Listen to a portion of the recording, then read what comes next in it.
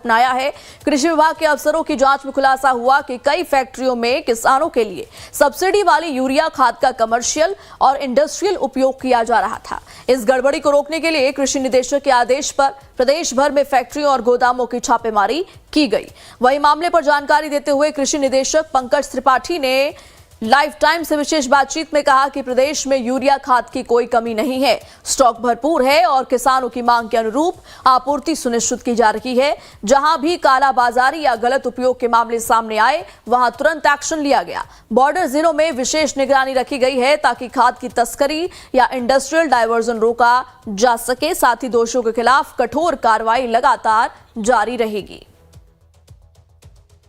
उत्तर प्रदेश में कृषक भाइयों को उर्वरक विशेष रूप से यूरिया की उचित मूल्य पर और पर्याप्त मात्रा में उपलब्धता को सुनिश्चित कराने के दृष्टिकोण से हम लोगों ने इस वर्ष कड़ी कार्रवाई करते हुए 216 एफआईआर दर्ज कराए। साथ ही 1427 ऐसे लोग जो कि कालाबाजारी में लिप्त थे उनके लाइसेंस को निरस्त किए। देखें, दो तरह से यूरिया का डाइवर्जन प्रकाश में आता है। एक जो बॉर्डर के क्षेत्रों में, विशेष करके महाराजगंज, सिद्धार्थनगर, लखीमपुर, ये जो हमारे बॉर्डर के डिस्ट्रिक्ट थे, वहाँ पर यूरिया जाति लोग प्रयास करते थे। वहाँ पर हमने इस वर्ष 59 एफआईआर दर्ज कराए।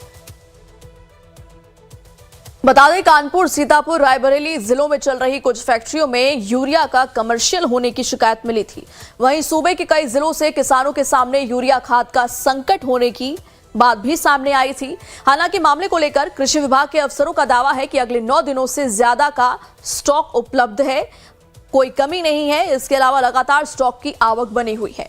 बता दें कि सब्सिडी वाली यूरिया किसानों को 266 रुपए प्रति बोरी मिलती है, जिसका इस्तेमाल फैक्ट्रियों में ग्लू, रेजिन, प्लाईवुड या अन्य कमर्शियल उत्पादों में किया जा रहा था। यह न केवल किसानों के हितों को नुकसान पहुंचाता है बल्कि सरकारी सब्सिडी का दुरुपयोग भी है।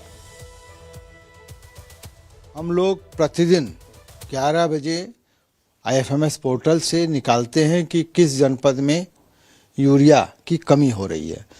हमारे पास आज जो डेटा है वो इसके अनुसार जो सबसे कम जिनके पास जो रोज का विक्रय हो रहा है उसको देखते हुए 9 दिन का स्टॉक जिन जनपदों में है, उन्हीं के आधार पर जिस जिले में यूरिया की कमी दिखाई देती है हम उनको रेगुलर बहुत ही स्पष्ट ढंग से बिना किसी द्वेष के हम लोग यूरिया का अलॉटमेंट कर रहे हैं और रैक का अलॉटमेंट कर रहे हैं।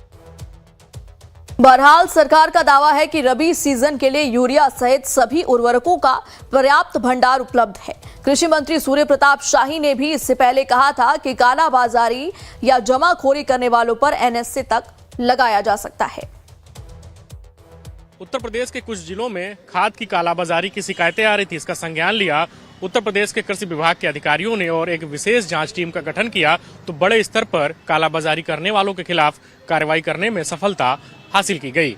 सबसे बड़ी बात यह है कि यूरिया खाद की कालाबाजारी और गलत तरीके से उसकी बिक्री तमाम फैक्ट्रियों तक हो रही थी और फैक्ट्रियों में, खास करके प्लाईवुड फैक्ट्रियों में, प्लाईवुड बनाने में जिस प्रकार से गोंद का उपयोग होता है वह किसानों की खाद का उपयोग करके